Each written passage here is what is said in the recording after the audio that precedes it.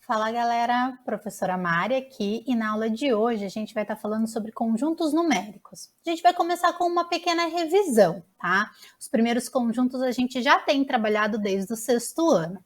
Então vamos começar relembrando o conjunto dos números naturais. O conjunto dos números naturais tem essa inicial, essa sigla, é um N um pouquinho diferente, né, do N normal, exatamente para representar conjunto numérico. E daí a gente tem aqui quais são os elementos que fazem parte desse conjunto. Então, quando a gente for citar o conjunto dos naturais, né, a gente coloca que N é igual a 0, 1, 2, 3, 4, 5 e por aí vai. Então, a gente tem que o conjunto dos números naturais é um conjunto infinito, tá? Não tem uma quantidade determinada de números, a gente não sabe a quantidade de números que tem ali, porque é uma quantidade infinita. E os números naturais, eles são os inteiros positivos e também o zero. Então, o zero também é um número natural e todos os números que forem maior do que eles, tá? Aí aqui eu trouxe algumas coisinhas para vocês anotarem para relembrar. Bom, então uma dica, né, para não se confundir, é lembrar que os números naturais são os números que a gente utiliza para contar pessoas. Então, se a gente vai contar a quantidade de pessoas em um espaço, em um ambiente, a gente não vai falar que tem 13 pessoas e meia, né? 2 pessoas, 75. Vai ser sempre um número exato. O que vocês estão mais acostumados em falar como um número normal, não é um número normal, ou é um número normal. O correto é a gente dizer natural, tá bom? Então, número natural são números que a gente utiliza para contar pessoas, ajuda bastante a não confundir aí o que é um número natural. E daí eu trago alguns exemplos, tá? Então, ali, a raiz quadrada de 25. Raiz quadrada de 25 é um número natural. Mas como que a gente conta pessoas assim, né? Que vocês podem estar se perguntando. A raiz quadrada de 25 a gente calcula. E quando a gente calcula a raiz quadrada de 25, o resultado obtido é 5, tá? Porque 5 vezes 5 é igual a 25. Então, a raiz quadrada de 25 é igual a 5. E 5 é um número natural. Por isso que a gente fala que a raiz quadrada de 25 ou de qualquer outro número que dê exato também vai ser um número natural. Um outro exemplo ali que eu trago para vocês é uma fração. 30 sobre 6, 30 sextos. Quando a gente simplifica, né, divide por 6, tanto o numerador quanto o denominador, a gente vai chegar a 30 dividido por 6 é igual a 5 e 6 dividido por 6 é igual a 1. Aí a gente chega na fração 5 sobre 1. 5 sobre 1 é um inteiro, é igual a 5, tá? Ou seja, 5 pessoas dá para a gente contar. E também, uma outra maneira de fazer, quando a gente tem a fração, é lembrar que fração é uma divisão.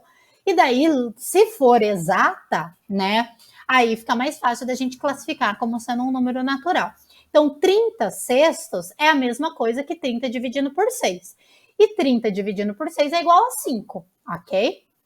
Então, tem essas duas maneiras. Ou faz a simplificação da fração, até chegar no 5 sobre 1 ou alguma coisa sobre 1, que daí a gente vai ter o nosso número inteiro natural. E também fazer a divisão. Se não der vírgula, né, aí é um número natural. E daí outros exemplos, né, 5,0. Mas tem vírgula. Tem vírgula.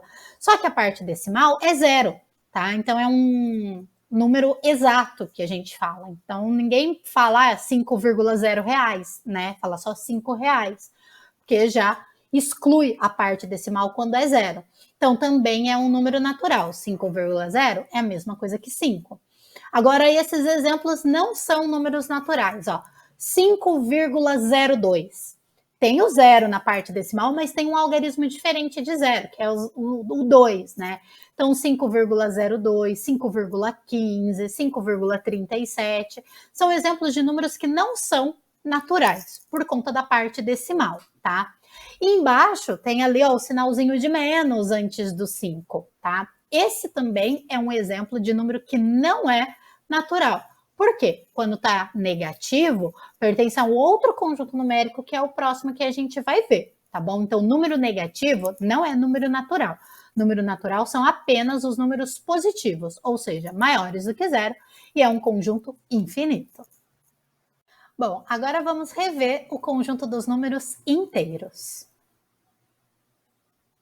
Bom, o conjunto dos números inteiros também tem uma letrinha aí que a gente usa para representar, que é o Z, tá? E por que o Z? Por conta do zero. O zero, ele tá nesse conjunto numérico dividindo os números positivos dos números negativos. Ele tá ali no centro separando esses dois números, tá bom? Então ele tem um destaque muito importante aí porque ele é o nosso ponto de simetria, tanto dos números positivos quanto dos números negativos, tá bom? Bom, então vamos lá. Aqui a gente tem a representação e daí a gente tem que ficar muito atento a essa escrita. Percebam, né? Z significa conjunto dos números inteiros. E daí ele começa com reticências.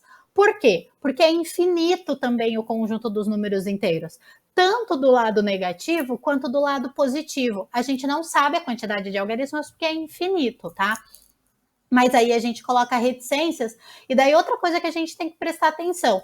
Depois das reticências não vai aparecer 1, 2, 3, 4, 5.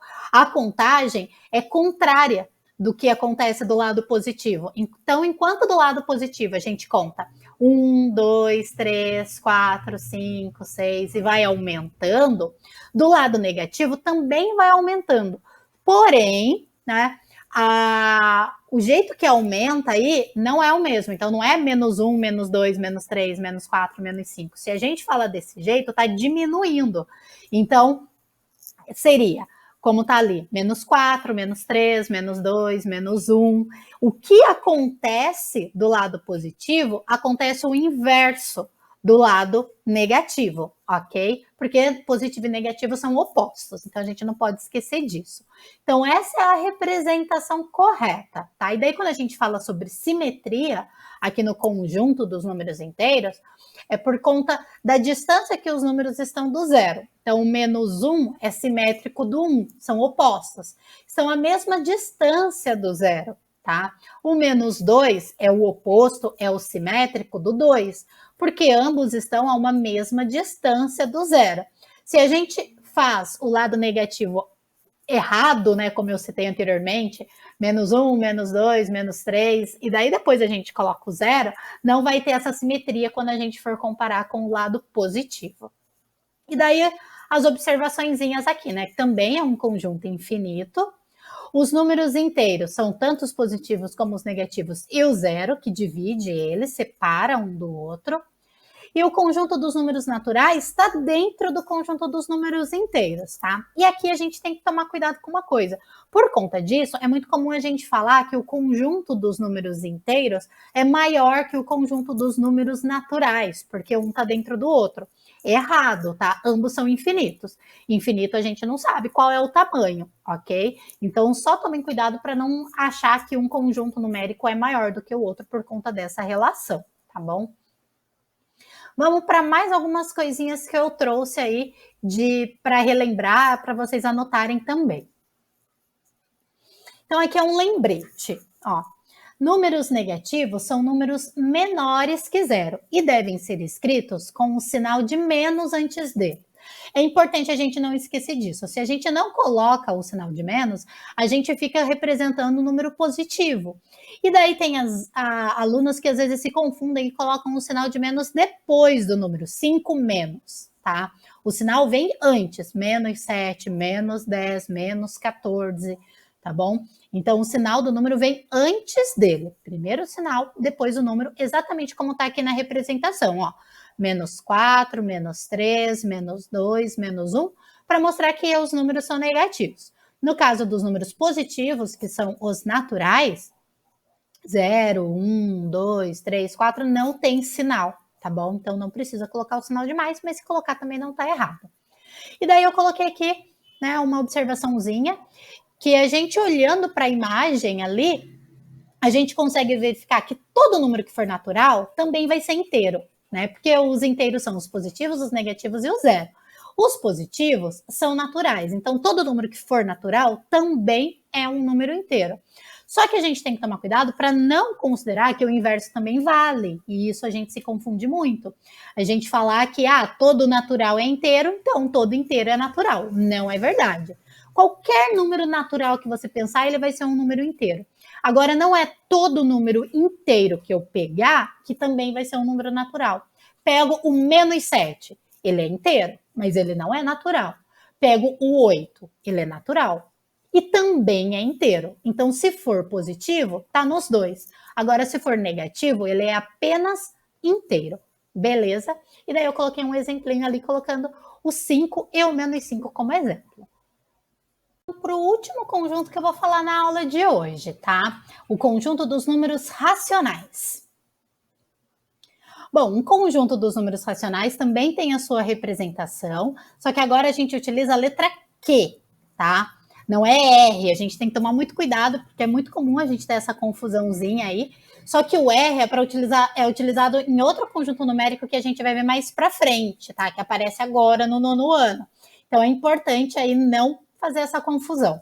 Por que Q? Q de quociente. Os números racionais, eles estão associados com a ideia de quociente, que é divisão, resultado de uma divisão, tá? Então, aqui também coloquei algumas observações, né? Os números racionais, eles são infinitos, assim como os outros conjuntos que a gente viu. Também não dá para a gente falar que é o maior de todos, não tem essa ideia de tamanho quando a gente está falando de conjuntos numéricos, tá? São todos infinitos, então dá a entender que todos têm o mesmo tamanho. E, como aconteceu anteriormente, né? Os números naturais estão dentro do conjunto dos números inteiros. Agora, o que acontece é que o conjunto dos números inteiros está dentro do conjunto dos números racionais, tá? Então, se é positivo, é inteiro, e se é inteiro, é racional. E daí a gente vai entender melhor o que é, então, um número racional nos tópicos que eu coloquei ali. Vamos lá. Bom, primeiro tópico, trouxe essa dica, que é o mais basicão para a gente trabalhar com os números racionais ou saber identificar um número como sendo um número racional. Então, dica: números racionais são todos aqueles números que podem ser escritos na forma de fração, com um numerador inteiro e denominador inteiro, e diferente de zero. Significa que o numerador pode ser qualquer número inteiro, pode ser positivo, pode ser negativo e pode ser o zero também. Já o denominador pode ser qualquer número inteiro, ou seja, pode ser positivo, pode ser negativo, só que não pode ser zero. Não existe fração, ou seja, não existe divisão por zero. Então, não pode ter denominador igual a zero, porque não existe divisor zero. Tá bom? Não é possível fazer esse tipo de divisão. Pega a calculadora e faz um teste. Coloca lá 5 dividido por zero, 10 dividido por zero. Qualquer número, coloca dividido por zero, para ver o que vai aparecer. Pode ser que apareça um exinho aí, significa que não dá para resolver, tá bom? Bom, então eu coloquei aqui, olha, a primeira explicaçãozinha, o primeiro exemplo. Números naturais e também os números inteiros, né, os positivos ou os positivos e os negativos, eles se transformam, ou seja, a gente consegue pegar esses números e escrever na forma de fração. O jeito mais fácil é pegar um número e colocar 1 no denominador. A gente já tem uma fração ali inteira, tá bom? Mas tem outras maneiras também, que é pensando numa divisão, e daí mudaria o denominador. Então, peguei o número 32. 32 é um número racional. Por quê? Eu consigo escrever o 32 como uma fração. A maneira mais fácil, como eu disse, é colocando 1 no denominador. Então, ficou 32 sobre 1. Pronto, tem uma fração. E não altera o seu valor, tá bom? Peguei um outro exemplo. Agora eu peguei um número inteiro, o -6. Por que o -6 é um número racional? Todo número inteiro é racional, tá? Mas vamos mostrar isso. Eu consigo escrever -6 como fração? Consigo. O jeito mais fácil é como no anterior, -6 sobre 1, tá? Já tenho uma fração com denominador 1. Mas há outras maneiras, pensando no -6 como resultado de uma divisão. Então, eu mostrei ali, olha, -12 dividindo por 2. Só que eu não escrevi só com os 2 pontinhos, porque a ideia aqui não é que todo número que a gente consegue escrever como uma fração é um número racional? Então, eu tenho que lembrar que divisão é uma fração, que fração é uma divisão, vice-versa, né? Então, se eu pegar o menos 12 e dividir por 2, o resultado dessa divisão vai dar menos 6, tá? Que é o número que a gente tem. Então, eu escrevi na forma de fração essa divisão. Menos 12 dividido por 2. E tem outras inúmeras frações que eu poderia ir montar, cuja divisão desse esse resultado menos 6, ok? Não tem só uma fração para esse valorzinho aí. Se a gente pega menos 60 dividido por 10, vai dar menos 6. 60 positivo dividido por menos 10, vai dar o 6 negativo. Então, tanto o numerador como o denominador podem ser aí números negativos, tá bom? E daí coloquei essa observação aqui, olha, que todo número natural também é um número racional. Então, é positivo ou é racional. Eu consigo escrever como fração qualquer número que for natural. E todo número inteiro também é um número racional. Então, positivo, negativo, consigo escrever como uma fraçãozinha. O zero, né, a gente também consegue escrever. É só a gente lembrar que não pode ter no denominador, mas 0 sobre 1 é 0 dividido por 1, que vai dar 0. 0 sobre 10 é 0 dividido por 10, que vai dar 0. 0 dividido por alguma coisa é possível, o que não é possível é o inverso, alguma coisa dividido por 0. Por exemplo, a gente já tem uma regrinha básica aqui, olha. Se o número decimal tiver uma casa decimal apenas, a gente vai colocar o 10 no denominador. Se o número decimal tiver duas casas decimais, né, que são dois algarismos após a vírgula, aí a gente vai colocar 100 no denominador. Se tiver três casas decimais, ou seja, três algarismos, né, na parte decimal, daí a gente escreve 1000. E vai ser sempre assim, sempre esse raciocínio, tá? E no numerador, não tem segredo, a gente vai pegar um número decimal, só que sem a vírgula e colocar ali no numerador. Então, olha esses três exemplos que eu coloquei, né? Aqui a gente tem exemplos de números decimais exatos, tá? Que não são dízimas periódicas. Faz a continha, chegou naquilo lá, 1,37, por exemplo, tá? É um número racional porque a gente consegue pegar qualquer número decimal exato e transformar numa fração, tá bom? É mais fácil que a gente ficar pensando que conta de dividir que vai dar aquele resultado 1,37, ok? Então, ali, 1,37, seguindo a regrinha que eu coloquei aí, né? 37 está na parte decimal, então eu tenho dois algarismos na parte decimal, por isso que no denominador ficou 100, tá? E daí no numerador, eu vou colocar o 137 sem a vírgula, né? Então era 1,37, tira a vírgula, fica 137. Próximo exemplo, 0,2. Na parte decimal, a gente tem apenas o 2, tá? Então, só 10 que a gente vai escrever.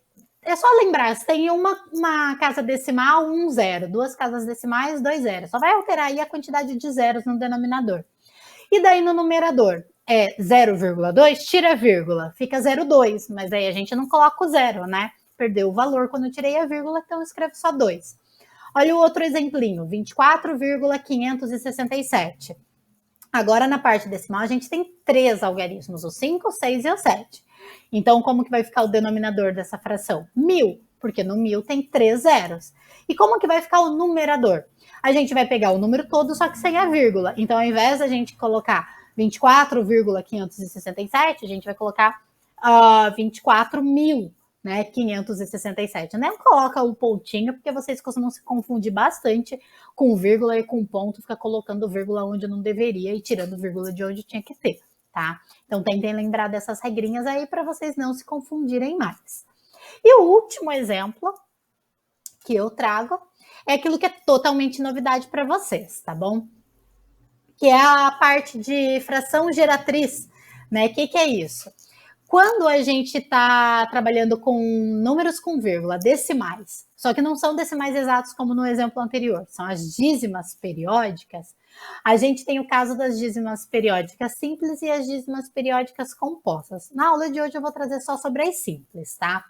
Então, o que é uma dízima periódica simples? É quando ela tem parte decimal, que não é exato, ou seja, continua, né, reticências, e daí tem as outras representações que eu já expliquei anteriormente, como, por exemplo, colocar o tracinho em cima daquele algarismo que se repete. E daí, quando a gente está trabalhando, então, com esse tipo de número decimal, que são as dízimas periódicas, a gente também consegue escrever esses números na forma de fração. Mas aí não é fração decimal, como eu expliquei anteriormente, sobre 100, sobre 10, sobre 1000, sobre 10.000. Essas frações agora são chamadas de frações geratriz, tá? E daí, como que é esse processo para escrever a fração de uma dízima periódica simples? Então, olha aqueles dois exemplos que eu coloquei, né? O 0,333, e daí tem reticências, porque vai continuar aparecendo 3. E a gente pode escrever como 0,3 apenas, daí eu não coloco reticências, porque eu coloquei aquele tracinho em cima do 3. Só em cima do 3, ele não tá acima do 0, tá? Por quê? Porque eu só tô colocando aquele tracinho em cima do algarismo que tá se repetindo. E só o 3 se repete, tá bom? E daí, o 3 que se repete, a gente chama de período. E daí a gente vê, qual que é o período? O período é 3. Só um algarismo se repete. Então, no denominador, a gente vai colocar 9. Então, não é mais 10, 100, 1000. É 9, ou 99, ou 999, ou 9.999. Mas vai ser sempre o algarismo 9, podendo aparecer uma ou mais vezes. Como que a gente sabe se o 9 vai aparecer uma vez só, duas vezes ou três vezes? É só a gente olhar para o período. Se no período for apenas um algarismo que se repete, eu vou colocar sobre 9. Por isso que ficou 3 sobre 9, 3 nonos, tá? Então, 3 é o período, é quem se repete, e ali embaixo a quantidade de noves é igual à quantidade de algarismos no período, tá? Então, não, mas o 3 está aparecendo tantas vezes. Não, está aparecendo infinitas vezes. É que esse período tem repetição de um único algarismo, que é o 3. Quer entender melhor? Olha para o exemplo ali de baixo, 0,18, 18, 18, e daí tem reticências. Ou seja, eu sei que vai continuar aparecendo 18, 18, 18, 18, vai ser sempre isso. Ou seja, é uma dízima periódica simples, tá? Tem essa repetição. Só que agora, qual que é o período? É o 18, não é só o 1, não é só o 8. São os dois que estão sempre aparecendo juntos. Por isso que a barrinha está até em cima dos dois juntos, tá? Do 1 e do 8. E daí o período eu coloquei no numerador, então ficou 18 sobre 99. Percebam que agora eu coloquei 2 noves no denominador. Por quê? Porque no período tem o 1 e tem o 8. Tenho 2 algarismos. 2 algarismos, coloco o 9 duas vezes. Se fosse 3 algarismos, aí ia ficar 999, 999. Beleza? Então, para a aula de hoje é até aqui. E daí, nas próximas aulas, a gente vai falar mais um pouquinho sobre o que ficou faltando de ver sobre conjuntos numéricos. Beleza?